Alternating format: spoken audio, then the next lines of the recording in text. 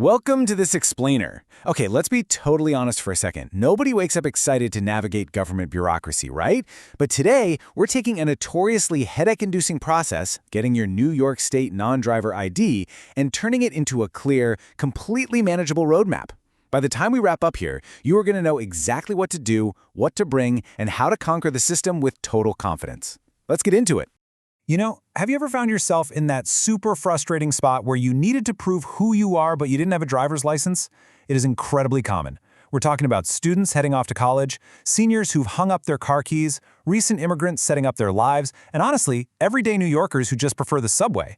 They all share this exact same challenge. Because even if you never ever plan to sit behind the wheel of a car, you still desperately need official identification. Whether it's to board a flight, open a bank account, get into a secure building, or, just verify your age, having a valid, state-issued ID isn't just nice to have, it is an absolute necessity in modern life. Okay, let's dive into this. We're going to break this whole journey down into 5 super clear phases. 1. Why get a state ID? 2. Choosing your ID type. 3. Gathering your essential documents. 4. Conquering the DMV visit. And finally, 5. Receiving your official ID. All right, kicking things off with Section 1, why get a state ID? We're talking official NYS identification here. Moving right along to Section 2, choosing your ID type. You've got standard, real, or enhanced. So let's look at how these 3 options actually stack up against each other straight from our source material. The standard ID is exactly what it sounds like. It's kind of your basic everyday ID, right? It proves who you are and your age, but its travel capabilities are pretty limited. But then, stepping up a tier, we have the real ID, and that's the one that opens up domestic travel and access to federal buildings. And finally, the enhanced ID. Now, what genuinely surprised me about the enhanced ID is that it actually adds international land and sea travel to the mix. Like, with this card in your wallet, you can cross borders into Canada, Mexico, and even some Caribbean countries without needing your whole passport, as long as you're traveling by land or sea, of course. Now, the absolutely crucial point here is understanding the real ID. A real ID is an identification type accepted for domestic flights and entering federal facilities. The source material features a very prominent, important note about this, and I want to make sure you hear it loud and clear. If you are planning to fly anywhere within the United States, you absolutely must choose a real ID or an enhanced ID instead of just the standard one.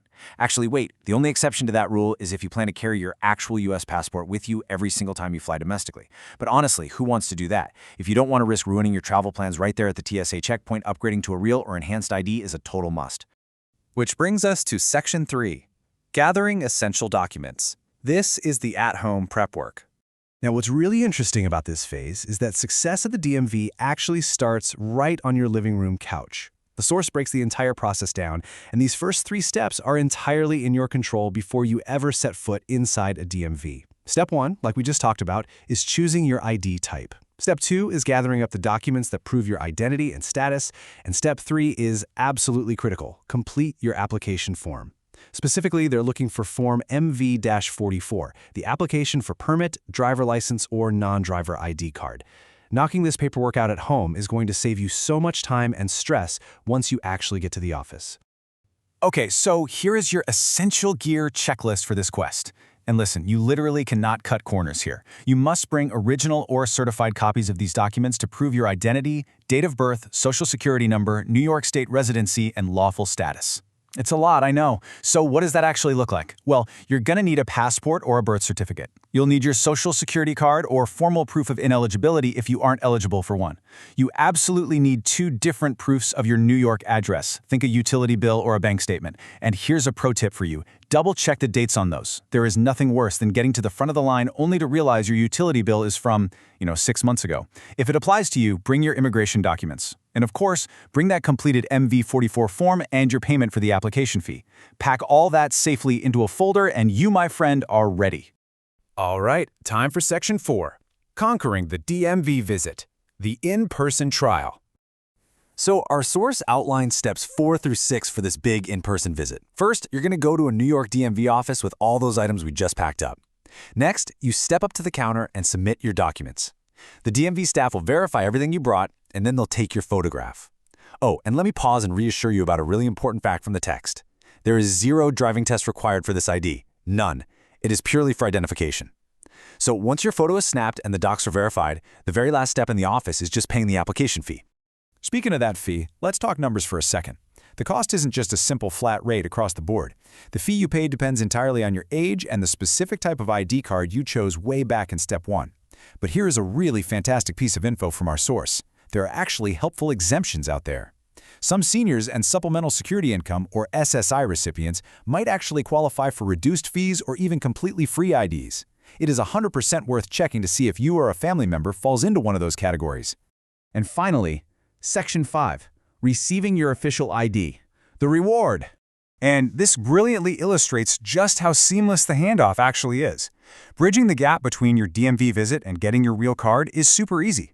Once you're approved at the desk, you don't just walk out empty-handed. They immediately hand you a temporary ID. It's a paper document, but it's fully valid while you wait. Meanwhile, the DMV is busy creating your permanent state ID. That hard plastic card will be mailed directly to your house. Now, the source does note that processing times in the mail can vary, but honestly, you don't need to stress about it. That temporary paper document you're holding remains completely valid right up until the permanent card arrives in your mailbox. So what does this all mean? We've walked through the different types of IDs, the exact specific documents you need to gather, and how to navigate that DMV visit with total confidence. The whole mystery of the New York State non-driver ID is officially solved. But it does leave us with an interesting final thought. As we move closer and closer to a world where real IDs are going to be mandatory just to board a domestic flight, how will the very concept of identification continue to evolve in our increasingly digital age? Definitely something to think about while you're waiting for yours to arrive in the mail. Thanks so much for joining me on this explainer, and keep on learning.